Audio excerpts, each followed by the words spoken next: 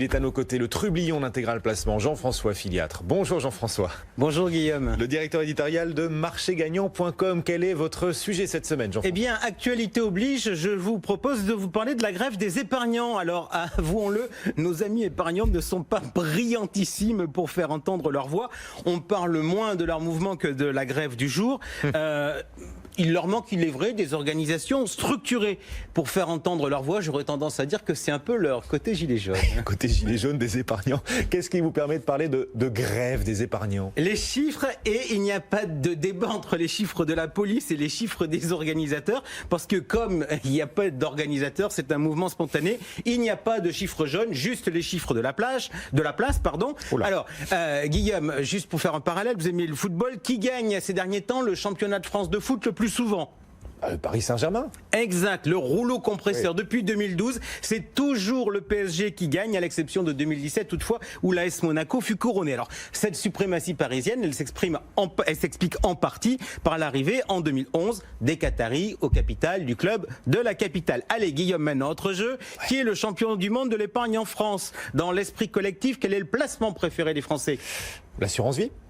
Eh bien, regardons les chiffres avec un peu de recul, si vous le voulez bien. 2014, l'assurance vie collecte 23 milliards, le PEL fait 12 milliards. Ah oui. Les livrets A et le LDD subissent 6 milliards de retraits et les comptes bancaires ordinaires, c'est-à-dire que dont on sait dans ce pays qu'ils ne sont pas rémunérés, progressent de 19 milliards. Donc, 2014, l'assurance vie, eh bien, le placement préféré des Français. Eh bien, c'est sa dernière victoire. Pourquoi? Parce que depuis, elle est littéralement laminée par les dépôts à vue qui l'emportent largement. Ah oui. 34 milliards contre 24 milliards en 2015. Victoire des dépôts à vue en 2015. En 2016, pâté en 2017, victoire en 2018 et en 2019. Pour l'instant, l'assurance vie a collecté environ une petite dizaine de milliards de moins que les dépôts à vue. Bref, le placement préféré des Français, c'est surtout de ne pas placer son argent. Ouais, les dépôts à vue qui attirent plus d'argent que désormais l'assurance vie. Vous considérez que c'est ça, faire grève quand on est épargnant, laisser son argent sur les dépôts à vue? Eh bien écoutez, comme le service minimum de l'épargne n'existe pas, les épargnants ne doivent pas se déclarer grévistes 48 heures avant. Alors juste petit quand même message aux conseillers de Bercy qui éventuellement pourraient nous écouter. Je précise que cette référence est une blague, qu'ils ne nous pondent pas un texte indiquant que pour des raisons de bon financement de l'économie, il est interdit d'avoir plus de 50 000 euros sur un compte bancaire non rémunéré, histoire d'apporter des actifs aux asset managers et aux autres assureurs. Non, je le dis clairement parce que je ne veux pas qu'il y ait de malentendus. Vous ne pouvez pas clairement dire, franchement, que laisser son argent sur le compte courant, c'est faire grève? Écoutez, il y a deux solutions. Moi, vous savez, j'ai un côté très rationnel. Ok, c'est pas faire grève, c'est un choix stratégique des épargnants. Qu'est-ce qui pourrait le justifier? Alors, vous connaissez le discours. Pour avoir de la performance, il faut prendre plus de risques. Les actions sont le placement le plus rentable à long terme. Tralala, tralala, tralala. Début 2018, les économistes de l'AMF ont fait une étude sur le sujet. Son titre, c'est Performances comparées des différentes stratégies d'épargne sur des supports français. Et parmi les conclusions, cette étude, elle nous démontre quoi? Que les actions affichent une meilleure performance que le livret A. Donc une étude académique qui confirme ce qu'on savait déjà, tout le tralala, sur la performance des actions à long terme. Exactement. Toutefois, à l'époque, je m'étais permis de critiquer le travail, en particulier sur son périmètre. Alors au début de cette année, nos petits camarades de l'AMF ont refait tourner leur ordinateur avec un univers plus large et notamment en prenant en compte les marchés étrangers. Et là, bingo sur le cas du Japon. Que nous dit-on? En conclusion, les actions japonaises ont été plus volatiles que les obligations sur la période étudiée, sans pour autant délivrer une meilleure performance, et pire, sans pour autant délivrer une performance moyenne positive. Donc, dans le cas du Japon, l'argent non rémunéré est plus rentable que le placement en action. Si on croit à un ralentissement de l'économie française, à une japonisation de l'économie française, ça aurait donc du sens de nous mettre au chômage technique, mettre les épargnants au chômage technique? Mettre nous, y compris nous-mêmes, on a tout compris. En fait, si on est en déflation, je peux m'amuser à faire une chronique et vous pouvez la rediffuser en boucle, ça sera pas trop compliqué. Alors évidemment, c'est pas le scénario central des autorités. Pourquoi? Quel aurait été le sens dans ce cas, si c'était le scénario central, de nous proposer le plan d'épargne retraite avec sa grille pilotée où l'on nous impose d'aller sur les marchés? Ça serait quoi? Ça serait nous contraindre d'aller dans le mur. Donc partons de l'idée que collectivement, l'idée de base n'est pas la japonisation de notre économie. Déjà parce qu'on n'a pas envie de partir à la retraite à 70 ans. Donc si les Français épargnent mais ne placent pas, c'est qu'ils font grève. Et d'ailleurs, juste, ce phénomène a un nom dans le vocabulaire démocratique. Ça a un nom, un autre terme que faire grève? Oui, Ça s'appelle voter avec ses pieds.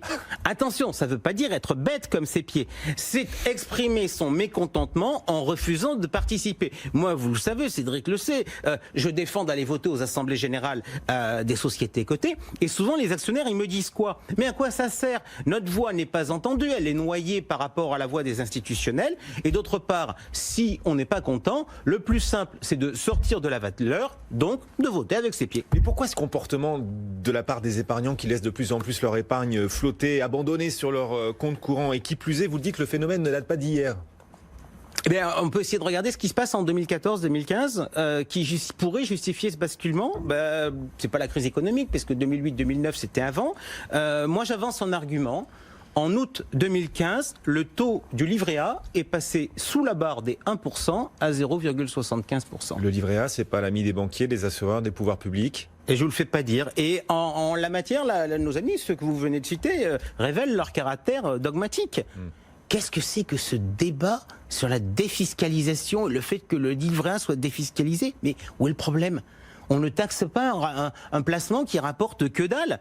0,75%, c'est trop cher. Donc on va le passer à 0,50 en février. Chouette, ça va nous coûter un peu moins cher. En fait, je vais vous faire une confidence. Je trouve que les professionnels du monde de la finance ont un sens politique proche du néant. Quand vous discutez avec eux, ils sont en train de regarder les milliards du livret A avec des yeux pleins d'envie. Miam, miam, cet argent là qui pourrait bien venir dans nos SICAV, dans nos contrats d'assurance vie. Donc la position de la place a été la suivante. Tapons sur le livret A et après, on va pouvoir faire un festin. On rappelle au passage qu'ils se sont battus pour le livret A. Exactement. Pour distribuer le livret A. Et morale de l'histoire, on a eu quoi? On a Bercy, la Banque de France, qui ont fait quoi? Ils ont tapé sur le livret A, oubliant que c'était pour les Français le baromètre de l'intérêt de l'épargne. Résultat, on a désespéré Billancourt. Et si l'on regarde, depuis fin 2014, il y a donc eu plus de 170 milliards, entendez-moi, 170 milliards qui sont allés garnir, à cause de cette politique, les comptes courants non rémunérés. Autant donc d'argent que l'industrie n'a pas. Oui, tout le monde pensait qu'en baissant la rémunération des livrets A, les gens investiraient leur argent sur des produits plus rentables pour les banques. Eh ben non, ils laissent leur argent sur les comptes courants. Comment redonner confiance face à cette situation? Bon, comme vous n'allez pas me donner 20 minutes encore pour continuer, je vais malheureusement pas vous faire un programme. Je vais juste vous donner deux réflexions. Un, très clairement, il faut arrêter l'usage de la matraque. Ça, je le dis franchement, c'est pas gagné, parce que les pouvoirs publics se sont plantés avec le livret A, et bien sûr, fidèlement à leur principe qui est, quand on est à côté de la plaque, eh bien, on reste à côté de la plaque, on est en train de faire bis repetita avec le fonds en euros. On dit aux épargnants, vous aimez un truc, eh bien, on va vous taper sur la tête. Et je vous le dis, Guillaume, le prochain sujet qu'il faudra regarder, ça ne sera pas l'évolution des dépôts des comptes courants dans les banques, ça sera de regarder le montant des billets qui passent sous les matelas. Secondo, il faut assurément être plus participatif en intégrant les épargnants à leur gestion patrimoniale. Le discours qui consiste à dire « Choupinette, t'es nul, tu files ton fric et on va s'en occuper », c'est une catastrophe. Choupinette, elle se fait avoir une fois et après, elle ne veut plus en entendre parler. Évidemment, la place actuellement, elle fait exactement l'inverse. Et en fait, je vais vous dire, tous ces problèmes-là, ils ne sont pas solubles tant qu'on n'a pas résolu un problème qui est un problème institutionnel. Tout vient d'un problème institutionnel. Quelle est votre solution, Jean-François, pour aller encourager les gens à investir leur argent sur des placements plus intéressants que le compte courant? Guillaume, pour qu'un écosystème fonctionne, il faut que l'ensemble des parties prenantes soient représentées. Aujourd'hui, on nous parle de finances responsables et on sait très bien que quand on est responsable, on prend en compte l'ensemble des parties. La finance française, elle est irresponsable. Et elle est irresponsable. Pourquoi? Parce que les épargnants ne sont pas véritablement représentés. Certes, vous avez ici... Il faut fonder la Confédération Générale des Épargnants? Mais en tout cas, vous avez ici des gens qui passent sur ce plateau, qui se prétendent défenseurs des épargnants, mais écoutez-les sur le sujet du livret A. Moi, Aucun épargnant ne m'a jamais demandé de râler contre la défiscalisation du livret A. Et regardez comment ils sont financés et vous comprendrez tout. Et pourquoi on en est là? Parce que c'est ça la vraie question. Parce que la défense des épargnants n'est pas reconnue comme étant une activité d'utilité publique. Vous donnez de l'argent à une association de parents d'élèves, vous avez droit à un avantage fiscal, c'est de l'intérêt public. Vous donnez de l'argent à un syndicat, vous avez droit à un avantage fiscal, c'est de l'intérêt public. Vous donnez de l'argent à une association de défense des épargnants, vous n'avez droit à rien. Ces associations n'ont pas de financement, elles ne peuvent donc exister. Donc vous réclamez qu'on intègre la défense des épargnants dans l'intérêt général? Tout à fait. Et il y a des associations qui se créent ponctuellement sur des dossiers problématiques, quand il y a un problème sur un montage immobilier, sur une société. Mais ces associations-là ne peuvent pas être des partenaires institutionnel durable de la place. Il faut donc impérativement favoriser l'émergence de structures pour sortir du format gilet jaune que l'on connaît actuellement.